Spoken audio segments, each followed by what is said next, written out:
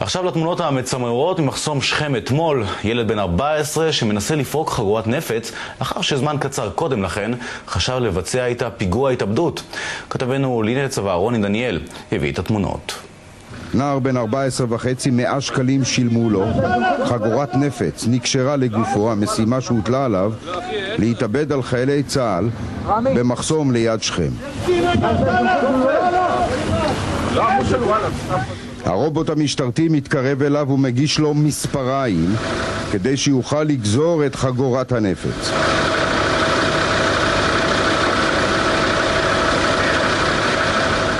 החוט הלבן שמשתלשל כאן מלפנים זה מנגנון ההפעלה.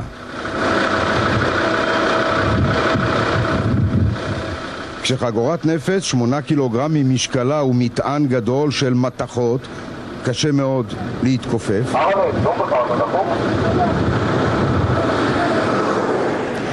וכאן אנחנו לומדים שקשה מאוד להוריד חגורת נפץ כזו אחרי שכבר נקשרה. המשגרים הרי תכננו שהכל יתפוצץ ואין צורך להוריד. בסוף כשחגורת הנפץ מוסרת, בבת אחת חוזר חוסם עבדו להיות נער בן 14.5 משכם, שפעילי טרור שיגרו אותו להתפוצץ, נער ביישן ששואל כאן את החיילים למה להוריד מכנסיים. בכל הדקות הארוכות האלה הרבה קני רובים מכוונים אליו, תנועה לא זהירה והוא היה נורה. יותר מפעם אחת ביקש עזרה מן החיילים להוריד את החגורה, יותר מפעם אחת אמר להם אני מפחד למות. ובסוף התמונות האלה, נער מבוהל במעיל צבאי מוקף חיילים בהם אמור היה לפגוע.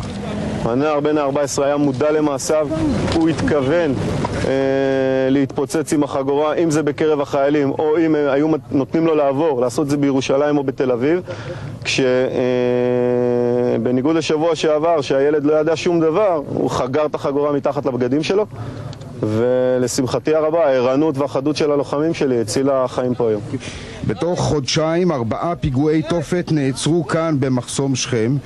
ילדים זו כבר לא הפתעה. כעת להסבר שהילד הזה נתן אמש. ليش فكرت تسوي عملية زي هذه؟ جمال عشان الناس. عشان النار؟ الناس بحبونيش. الناس ما بحبوك هذا السبب؟ وفكرت برضو تطلع بلا عن جنة قلت لي